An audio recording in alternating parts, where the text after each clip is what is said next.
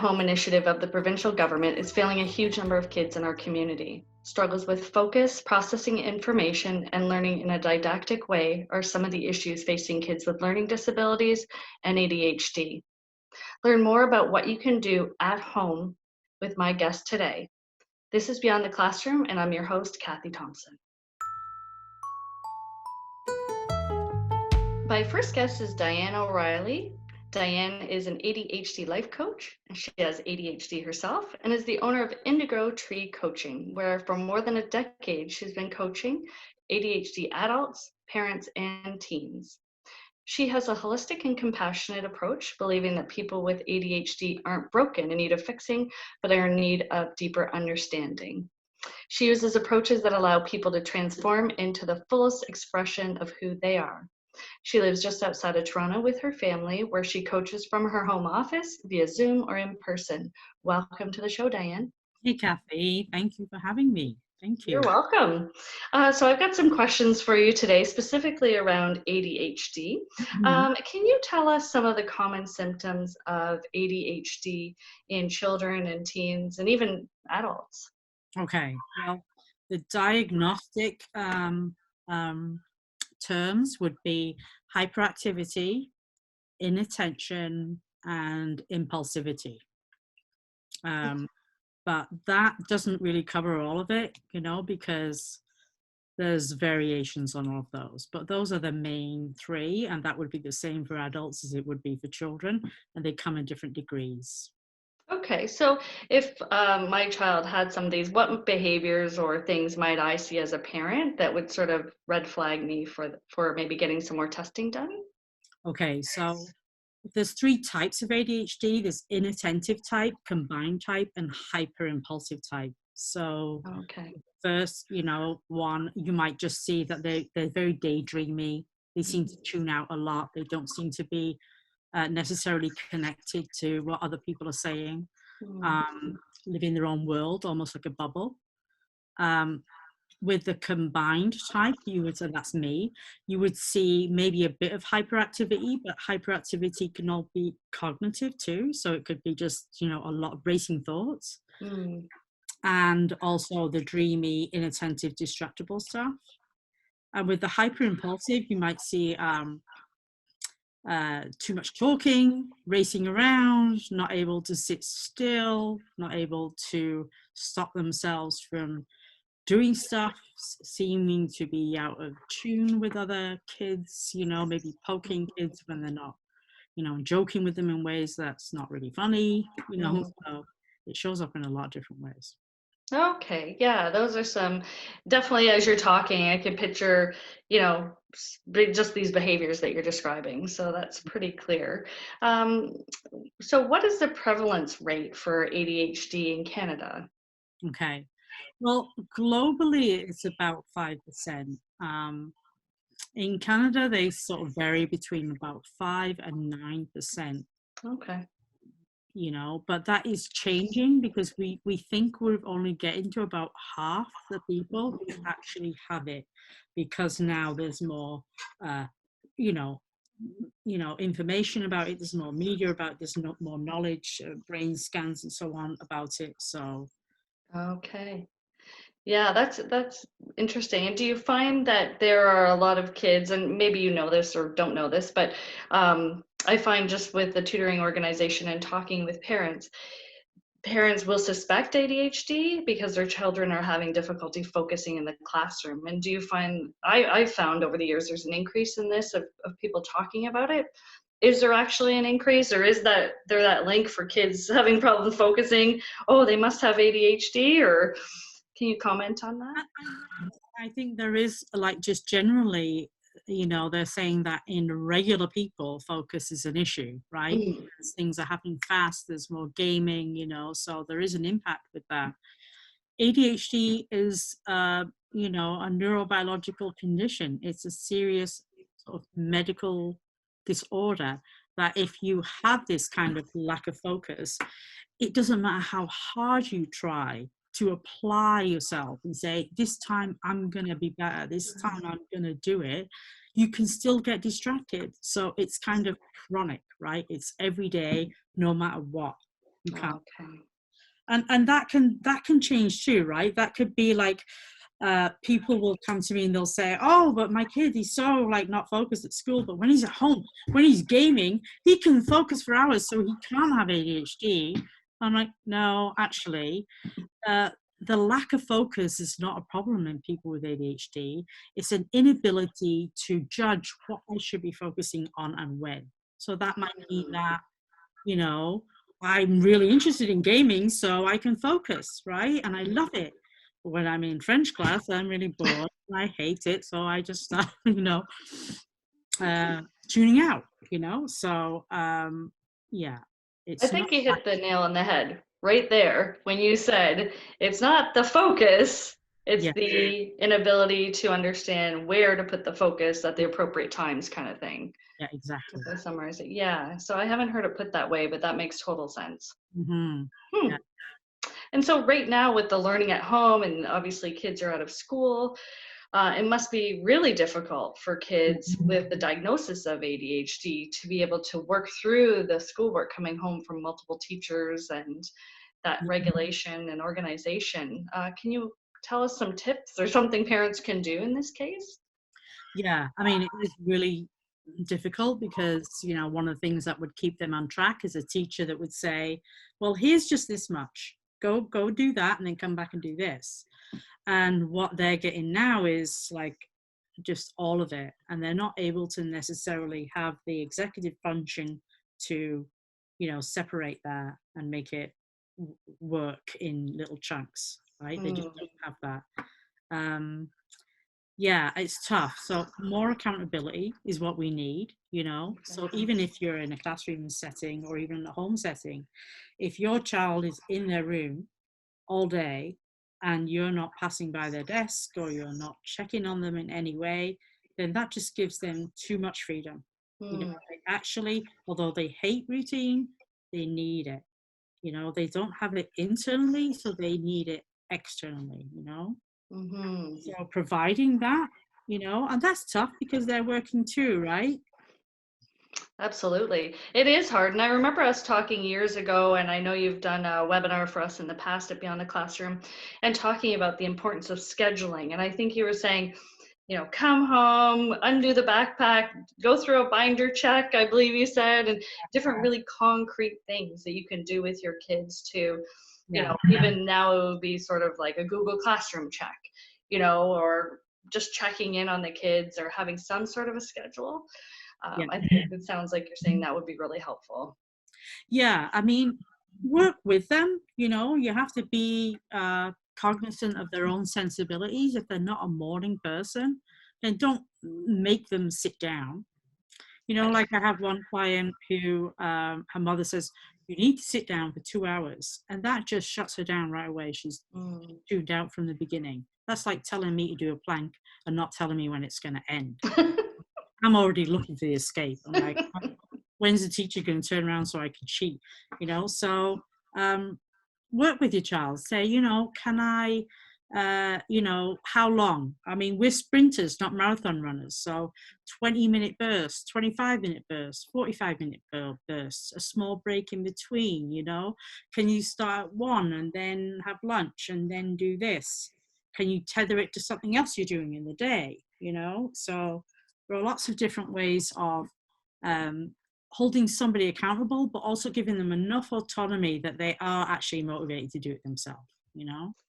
Yeah, absolutely. And would you suggest creating that schedule with your child, Yeah, or just having a top down, like, okay, this is the yeah, schedule I set for yeah. you. This is, yeah.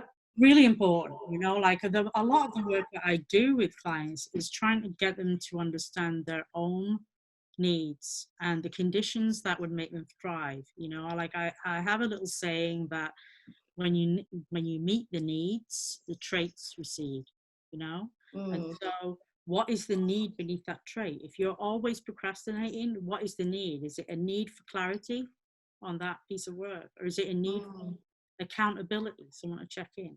Do you need motivation, a reward at the end of it? Do you need it just to be, really quick and mm, once and done and then you're out? I know for myself, I can't exercise for half an hour, but if I can do it in 14 minutes and do a sprint interval training, then I'm totally motivated. I can say yes 100% to that, right? So you want Right. kids to be able to say, yes, I can do that, and believe they can do that and want to do that. And you have to match that to what they're actually capable of doing. Yeah, I like that in terms of looking at those small sprints. For me, I'm the same. I just like to check it off my list. I got to get it done and Yeah. check it off. And sort of like you said, that sprinting, like dragging it over days or times, is difficult for a lot of people. And I also like the idea of putting together that schedule with your child and knowing exactly what they need and what those barriers for them are and how to overcome them together. Yeah. And so, in our little bit of time left, can you tell me some resources that would be great for parents to access if they, think their child might have ADHD, or if they do, what are some great resources for them? Well, CADAC is one. That's www.caddac.ca. And they're a great nonprofit organization. They would have everything on there from, what to look for in the diagnosis process, what to do in a teaching situation. They have Mm, free videos, free online workshops, all kinds of stuff. It's Canadian too, so that's one. great. And anything else you wanted to add to that before we Yeah, wrap up? you can visit my website. I've got a whole list of resources on there that covers just about everything from videos to books to all the things I've collected in the last 10 years. There's also understood.org, which is a great website. There is Attitude magazine. So that's Attitude as in ADD, Itude, Mm. mag.com. And that's got amazing articles on. That's terrific. Well, I just really want to thank you for your time today, Diane. It's always nice to see you Yeah, and learn more about ADHD and how parents can really work with their kids to make this a successful learning experience for everybody. So thanks very much for joining me. thank you. My next guest today is Suzan Grace. Suzan has been teaching children for over 20 years in the classroom, is an Ontario certified teacher, and has special education certification. She's the proud owner of Beyond the Classroom Guelph, providing customized tutoring to students in JK to grade 12. Sue has spent much of her career working with children with learning exceptionalities and believes that every student has their own way of achieving success with school. Welcome to the show, Sue. Thanks for having me, Kathy. No problem. So I really want to talk about specifically kids with learning disabilities with you and how they are managing with learning at home. So I'm wondering if there are particular learning disabilities that you feel may struggle a little bit more with this whole learning at home versus being in the classroom. Definitely, because in the classroom we can really cater, what to do when. And at home, things like dyslexia, when everything's being delivered online, if you have challenges with reading, someone's going to have to sort that out through you. What is your assignment? Math, again, another challenge. Writing for sure, because everything's got to be written down now. So these kids need strategies and tools to help them get through this type of learning, for sure, definitely. Parents are going to need the help. Yeah, and so do you think that a lot of parents are feeling that pressure? The parents of kids with learning disabilities are feeling that pressure of having to decipher, I guess, the information coming home from school, turn it into something that the kids really can process and work on a little bit on their own. Do you find that? Yes. What they have to do is, it's harder for everyone. Everyone has to put in a little bit more effort because it's harder for the kids. And it's also harder for the parents to help the kids to understand it, let alone decipher the assignment into something they can understand. Then they have to give the extra help as the students are going through the assignment to actually get to the end result. Mm-hmm. And so a lot of kids have IEPs. And can you explain what an IEP is? Parents probably with kids with IEPs would understand it, but for everybody else, what would that look like, an IEP? Okay, so an IEP is short form for individualized education plan. So if you're have specialized needs, this would outline how your needs are going to be addressed in the classroom or in school. For example, if you have difficulty with reading, someone can read it out. It may say someone can read it out to you. It may assign you a Chromebook. It may suggest a scribe. That means somebody's going to write for you. Use of a calculator for kids that have challenges in math. So it puts all those things into a document that carries on with the student, and then it's reviewed once a year. Okay. And so now that there's not the classroom situation and the special education department on hand, do you know what families are doing in terms of if they have a child with an IEP, should they be reaching out to the school? Does the school reach out to them? Do you have a sense of how that might work right now? Well, I think communication is the key. So just because the kids aren't there at school, the parents and the kids can still reach out to the teachers and the spec ed teachers and say, hey, can we have a Zoom meeting? This is what we're struggling with. Or, hey, can you give my student a little bit of a motivation here? Can we set something in place? Let's set up those motivators. But keeping in contact with the school, with the teacher, even with classmates, it really boosts the kids' morale, because they're all suffering from that right now, that lack of interaction. So anything you can do to just reconnect with the school, with the teachers, with their friends, it will all help. Yeah, no, those are really good points. And I think in terms of, going back to that IEP and those supports that kids would normally have in the classroom, those with learning disabilities or other identifications, can parents take that document or have access to that document and look at it and think, okay, this is a work coming home. So now they're sort of the new teacher and mitigating these two documents, saying, okay, this is the work, this is the IEP, how can I help my kid? They'll be pulling their hair out unless they implement some of those IEP recommendations. At the end of an IEP, there's always a solid page of recommendations, things like using a Chromebook. It could be something as simple as, instead of doing 20 math questions, do 10. Can we see if they have the concept with just 10 questions? Do we need to do 20 or 25? Scribe for them. Take a look at what the assignment is about, and then decide how you're going to facilitate that, given the recommendations in the IEP, because they're usually quite specific. Redirections, frequent breaks. Frequent breaks are key. Actually, kids with learning disabilities. All kids, but especially kids with learning disabilities, need to give their brains a break so they can come back in and refocus. And so frequent breaks, what would that look like? Would it be every hour, every 15 minutes? I guess it would be dependent on the child, right? Right. It depends on their age and their attention span and varying degrees of disability. I would say, grade 1, 2, you're looking at 30 minutes, 45 minutes tops, and then they need a break. And break should be fun. It should be movement. It should be fun. I don't know, have a fire drill, something like that. Get them outside for a minute. Go, go, go. They'll come back. That's funny. They're excited. A lockdown at home, a fire drill. Let's just add to the stress. That's funny. Get everybody standing outside. At least it's nice out now, so we don't have to worry too much about that. Yeah, that's funny. Surprise. It was actually on a webinar the other day with McMaster University, and they were talking about productivity and things like that. And they did say about taking a regular break. For adults, it was actually around 1 hour every hour, and looking at them to maximize learning or information processing. They were saying that physical exercise, to your point, was the most effective sort of reinvigorating, blood to the brain type of thing. Right. Yeah. Yeah, definitely. Oh, that's great. It helps. Yeah. Give it a recess. Yeah, well, exactly. Or healthy nutrition break, something like that for sure. And so I was just going to ask, is it important for kids and parents to connect with the teachers? But you were saying, yes, absolutely. Keep the lines of communication open, ask the questions. Yeah, I know I've been in touch with my kids' teachers, and just, every once in a while touch base. If you can set up a Zoom meeting, that will help hugely.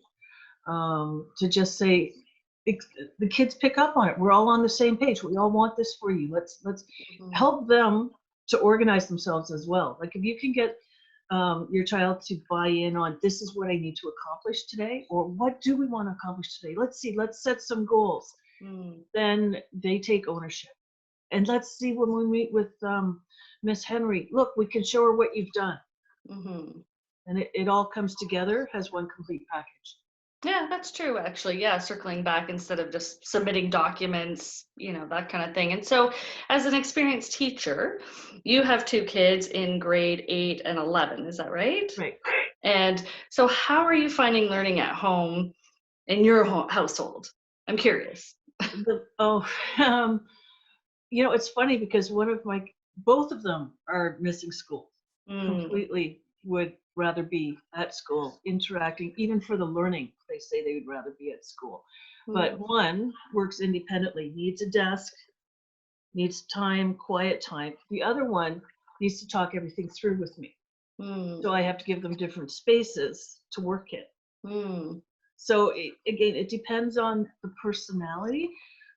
Keeping their motivation up right now is the challenging part. It was fine at first, but now they're like, oh, I'd rather be at school. Why do we have to do this? Yeah, absolutely. And the fact that they already know their marks are what the marks are. Yeah. A lot of parents don't tell their kids that. No, teenagers figure it out though. They figured it out real fast. For sure. And I think that all students at all ages are struggling with motivation right now, not only kids with learning disabilities, for sure. Yeah. And, that is the most common thing. It used to be in the olden days, pre-COVID, where it was children wouldn't have self-confidence with school. So beyond the classroom, working with tutors builds that self-confidence and that, with the schoolwork. And now what I'm hearing for the last 6 weeks or so is motivation to get it done, for the self-discipline, just the motivation not only in kids, but even in parents. Right. It's a long haul for everyone. Yeah. So I know parents are doing a great job. So are the teachers, trying to get kids motivated, get them engaged, get them connected. Yeah. And so what would be your go-to resources for parents? What would you suggest that they tap into to help use this learning at home for learning disabilities or kids without? Okay. I would definitely say Khan Academy is one of your go-to places to get extra help for the day-to-day, what's in the lesson. If you're not sure what that type of grammar is, all that sort of thing. As far as kids with learning disabilities, Grammarly is awesome. Many people use it, not just kids, but it's an awesome program. For grammar, it corrects your grammar and your writing structure as you go along. And one thing I've been talked about is a website called Inspiration, which helps with what is executive functioning, so the ability to organize. So it's going to help you with mind mapping. Everybody can take advantage of that, whether you are learning disabled or not, especially now that we're facing the lack of motivation in everybody. This will help you lay out what you're going to do, and it breaks it down step by step so it's easier to accomplish. So that one was Inspiration. Those would be my 3 go-to. There's lots though. I know I provided you with a list. Yeah. There's math sites, there's writing sites. There is so many sites. There's so many sites, right? Like it's overwhelming. Yeah. And of course, beyond the classroom, your tutoring company in Guelph. Call us. I will give you a tutor. It might even be me. That's awesome. Well, I just want to thank you for your time, Sue, today. I really appreciate it. All the information you've given us, and thanks so much. Well, thank you. Have a great day. You too. From speaking with both of my guests today, it's clear that parents at home can do a lot of smaller things to help kids with ADHD and learning disabilities. One of the great ways beyond the classroom tutoring support students is by connecting with them on a personal level to help them understand the material coming home from school in a way that matters to them. For more information about the resources from today's episode, visit beyondtheclassroom.ca. Thanks for watching.